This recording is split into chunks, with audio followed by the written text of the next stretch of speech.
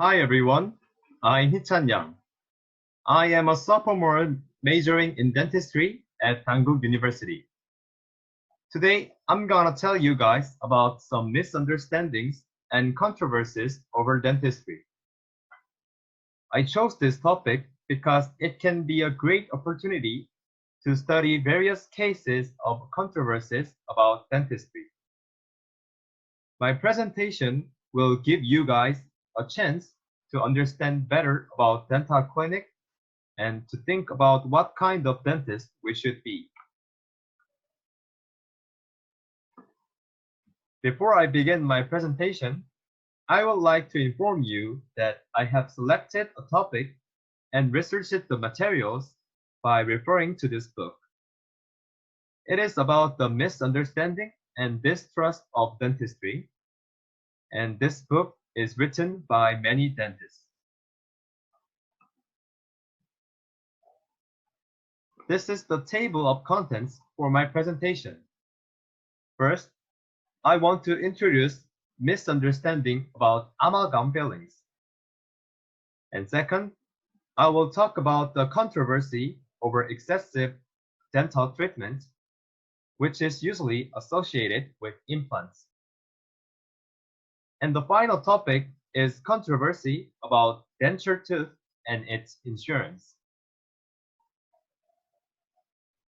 This is the first topic, misunderstanding about amalgam. Before we talk about the misunderstanding over amalgam, let's find out what amalgam is. When a cavity occurs, dentists will remove the damaged part and fill it with artificial materials. Amalgam is a kind of dental filling materials. It is alloys of mercury and other metals. Amalgam is known to contain 65% of silver and 29% of tin and 3% of mercury. Despite the very small percentage of mercury, there is a misunderstanding over its harmfulness because of the mercury in amalgam. What is mercury? Mercury is a highly reactive metal, and because it exists in liquid state at normal temperature, it absorbs quickly into the body. When mercury is absorbed into the body, it is very difficult to release it back, and it can accumulate in the body. Accumulated mercury is known to be particularly harmful to the nervous system. Parts of the body can be paralyzed, and in some serious cases, it can lead to depression. Then, is amalgam really harmful to us? The answer is no. It has been scientifically proven that mercury in amalgam is safe to use as a dental material because it is chemically stable in combination with other metals. In summary, mercury itself can be dangerous to humans, but the mercury in amalgam has no negative effect on the human body. Many organizations, including the American Dentist Association, the World Health Organization, and the Korean Dentist Association, said that amalgam is safe and effective dental fillings.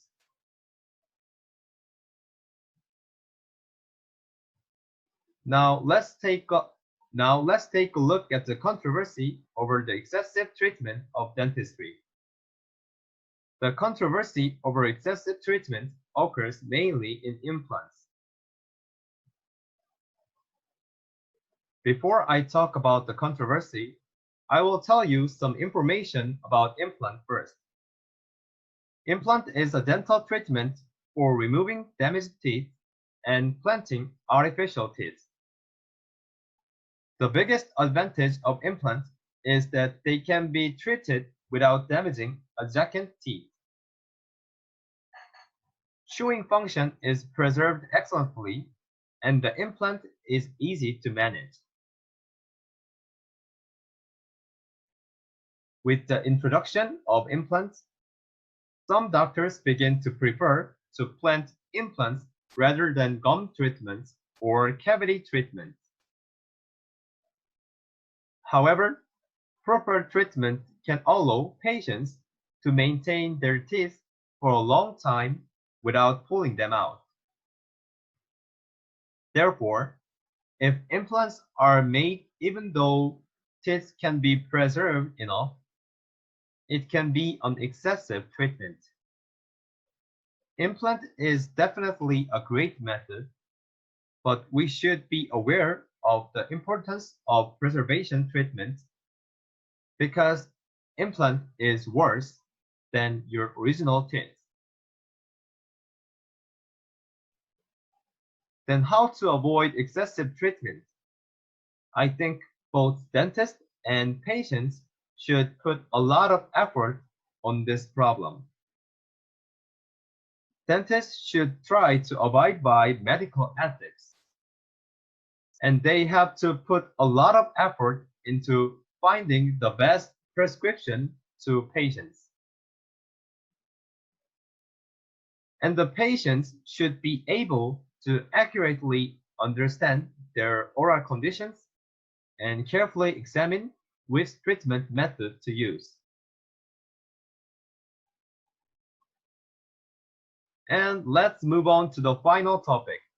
In this part, I will talk about some controversy about denture tooth insurance. What is dental denture? A denture is an artificial tooth that is inserted and removed into the gums. The basic purpose of denture is to replace the original tooth in order to gain chewing function and recovery of facial features and maintenance of the patient's health. There are many kinds of dentures. First thing to introduce is complete denture. It is a denture that is treated when there are no remaining teeth. The denture retention is obtained only through soft tissue, such as gums. And the second type is removable partial denture. It is a denture that is treated when remaining teeth are present. It consists of a crash denture that uses a hook-shaped device on the remaining teeth, an upper and lower part denture with increased retention of dentures, and the partial denture that is attached to the remaining teeth, similar to buttons, to increase the retention of dentures. Let's find out about insurance for dentures. On July 1st, 2012, health insurance was applied to complete dentures of senior citizens aged 75 or older. From July 2013, health insurance expanded to partial dentures. However, even after these policies are implemented, the health insurance coverage rate for the elderly is very low. It is just about 5%.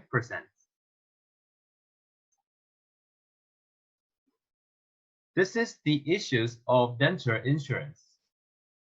First issue is about the age standard. Currently, health insurance benefits are only applied to senior citizens aged 75 or older. Some people think that this age standard is appropriate, but others think that the age should be lowered to 70 or 65 in order to benefit more senior citizens. And the second issue is the rate of self-pay of insurance. Current medical insurance is 50% self-pay for dentures. Some people think the current rate is appropriate, but some people argue that the self-pay rate should be lowered by 30% from the current 50%. So far, I have talked about 3 misunderstandings and controversies in the dental field. I hope my presentation was a useful time for my friends to know what they didn't understand and to think about various opinions. Thank you for listening my presentation.